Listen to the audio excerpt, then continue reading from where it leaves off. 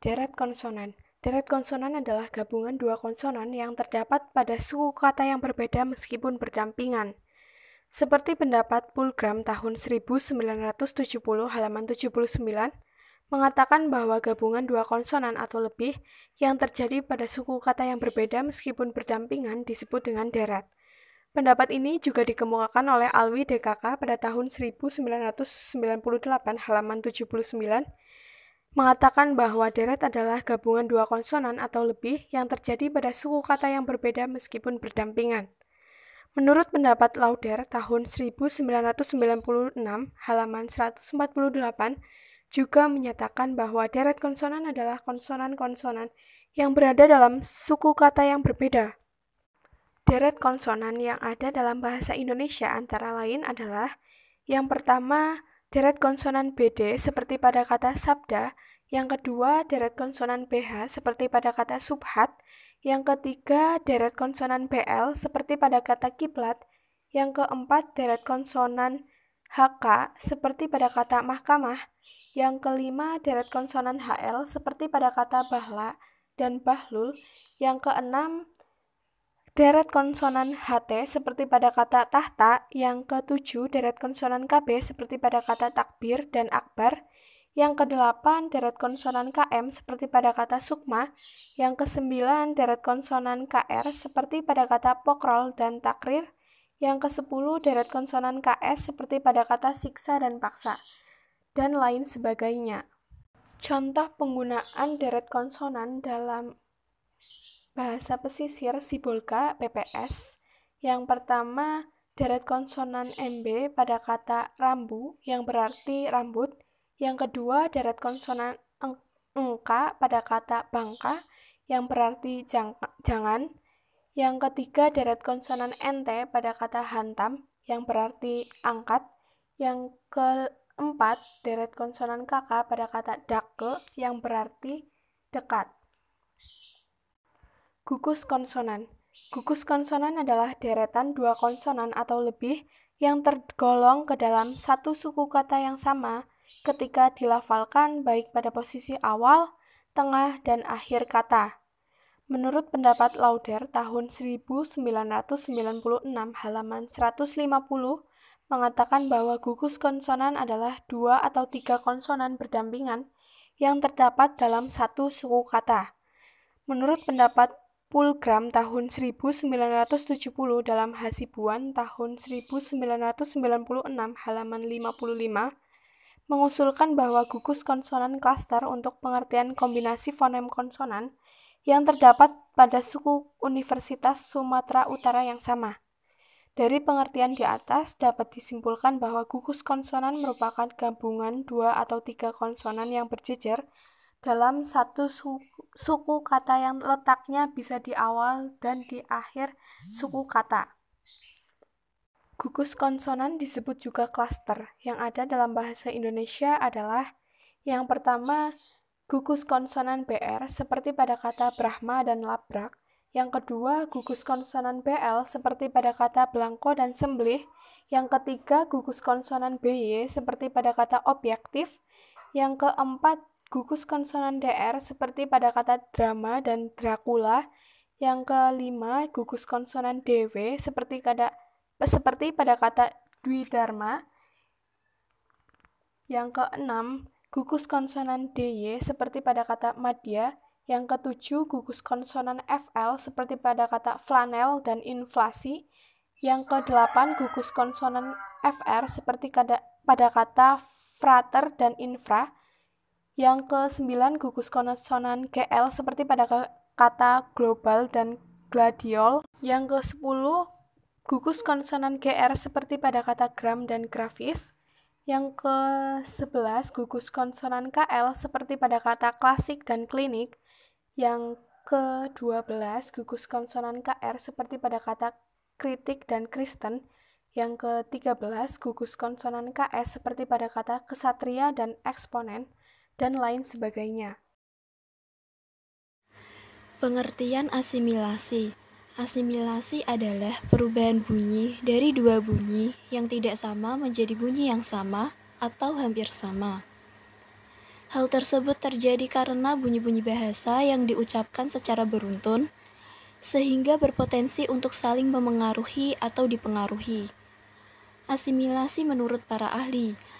Yang pertama, menurut Krida Laksana, 1984 halaman 17, asimilasi adalah proses perubahan bunyi yang mengakibatkan mirip atau sama dengan bunyi lain di dekatnya. Perubahan bunyi ini biasanya disebabkan oleh pengaruh bunyi lain, yakni jika sebuah bunyi menyebabkan bunyi lain berubah, sehingga dua bunyi tersebut menjadi hampir sama atau mirip satu sama lain. Yang kedua, menurut Campbell, 1998, halaman 26-28. Asimilasi adalah perubahan dari satu suara menjadi suara lain yang sama atau mirip yang disebabkan oleh pengaruh bunyi yang berdekatan. Perubahan asimilasi dapat diklasifikasikan dalam 3 bentuk, yaitu total sebagian, bersinggungan berjarak, dan regresif progresif. Yang pertama, perubahan asimilasi total. Perubahan asimilasi dikatakan total jika satu bunyi menjadi identik dengan bunyi yang lain dengan mengambil semua ciri fonetiknya. Yang kedua, perubahan asimilasi bersinggungan.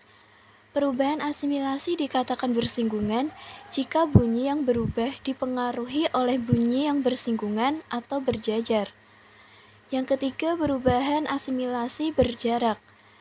Perubahan asimilasi disebut asimilasi berjarak jika bunyi yang berubah tidak dipengaruhi oleh bunyi yang bersinggungan, biasanya pada silaba yang berbeda. Yang keempat, perubahan asimilasi sebagian. Perubahan asimilasi dikatakan asimilasi sebagian jika bunyi asimilasi mendapat beberapa ciri dari bunyi yang lain, tapi tidak menjadi identik total. Yang kelima, perubahan asimilasi regresif. Perubahan asimilasi regresif terjadi jika bunyi yang diasimilasikan terletak sebelum bunyi yang mengasimilasikannya. Yang keenam, perubahan asimilasi progresif. Perubahan asimilasi progresif terjadi jika bunyi yang diasimilasikan terletak sesudah bunyi yang mengasimilasikannya. Contoh asimilasi. Bunyi T adalah bunyi apiko-alveolar atau apiko-dental. Tetapi pada kata stasiun, bunyi T itu dilafalkan sebagai bunyi T lamio-alveolar. Perubahan bunyi hambat apiko-alveolar T menjadi bunyi hambat lamino-alveolar adalah karena pengaruh secara progresif dari bunyi geseran lamino-palatal S. Disimilasi merupakan kebalikan dari asimilasi. Disimilasi adalah perubahan bunyi dari dua bunyi yang sama atau mirip menjadi bunyi yang tidak sama atau berbeda. Menurut Krida Laksana 1984 halaman 41, dissimilation adalah perubahan yang terjadi bila dua bunyi yang sama berubah menjadi tak sama. Contoh disimilasi, kata sayur-mayur. Sayur-mayur adalah hasil proses morfologis pengulangan bentuk dasar sayur. Setelah diulang, S pada bentuk dasar sayur mengalami perubahan menjadi M sehingga menjadi sayur-mayur. Karena perubahan itu sudah menembus batas fonem, yaitu S merupakan alofon dari fonem J dan M merupakan alofon dari fonem M, maka perubahan itu disebut disimilasi fonetis. Fonem suprasemental, fonem yang berwujud bunyi yang membedakan arti seperti fonem K dan D. Dalam pasangan minimal kuda-duda disebut sebagai fonem segmental, fonem primer karena bunyi tetapi sebagai segmen terkecil. Fonem dapat pula tidak berwujud bunyi tetapi sebagai tambahan terhadap bunyi. Tambahan tersebut berupa tekanan, durasi, dan nada. Yang lazim disebut sebagai ciri suprasegmental. Fonem suprasegmental memiliki ciri-ciri suprasegmental, yaitu mengakibatkan perubahan arti, tekanan, durasi, titik nada, dan aksen distintif atau bersifat fonemis merupakan ciri-cirinya. Ciri ini tidak terdapat dalam bahasa Indonesia tetapi dalam bahasa Inggris, Rusia, Belanda, Sanskerta, Cina, dan sebagainya. Bukan berarti ciri suprasegmental tidak ada dalam bahasa Indonesia, hanya yang membedakan arti saja. Fonem suprasegmental memiliki ciri-ciri suprasegmental yang bersifat fonemis atau dapat membedakan arti. Orang yang berbicara akan terdengar bergelombang adalah suku kata tertentu pada suatu kata tertentu mendapat penekanan yang lebih nyaring dari yang lain. Bunyi tertentu terdengar lebih panjang dan vokal pada suatu suku kata tertentu terdengar lebih tinggi dari vokal pada suku kata yang lain. Atau dengan kata lain tercipta intonasi, yaitu kerjasama antara durasi, tekanan, nada, aksen yang menyertai suatu tutur dari awal hingga perhentian akhir. Hal ini dipengaruhi adanya ciri suprasegmental yang pada keadaan tertentu dapat mengakibatkan perubahan arti, yaitu tekanan, durasi, nada, dan aksen yang bersifat fonemis, yang dalam sistem tulisan dinyatakan dengan tanda dikritis yang diletakkan di atas lambang bunyi unsur segmen. 1. Tekanan. Tekanan adalah suatu jenis unsur suprasegmental yang ditandai oleh keras lembutnya arus ujaran. Arus ujaran yang lebih keras atau yang lebih lembut ditentukan oleh amplitudo getaran yang dihasilkan oleh tenaga yang lebih kuat atau lebih lemah. 2. Jangka atau durasi. Durasi adalah suatu jenis unsur suprasegmental yang ditandai oleh panjang pendeknya waktu yang diperlukan untuk mengucapkan sebuah segmen yang dapat membedakan arti bila bersifat fonemis atau disebut dengan durasi distintif. Beberapa bahasa yang memiliki durasi distintif, misalnya bahasa Sanskerta. Durasi ini dalam bidang kata biasanya dinyatakan adanya vokal pendek atau vokal panjang dalam bahasa itu. 3. Nada atau pitch. Nada adalah suatu jenis unsur suprasegmental yang ditandai dengan tinggi rendahnya arus jurusan. Tinggi rendah ini terjadi karena frekuensi getaran yang berbeda antar segmen. Bila seorang sedang sedih, ia berbicara dengan nada rendah atau sebaliknya. Suatu perintah atau pertanyaan selalu disertai dengan nada yang khas. Nada dalam bahasa Indonesia tidak bersifat distintif, hanya menciptakan perbedaan suasana. Misal, kata bangsat, bila segmen pertama lebih tinggi dari segmen sesudahnya, maka suasana kekecewaan atau kemarahan akan tercipta.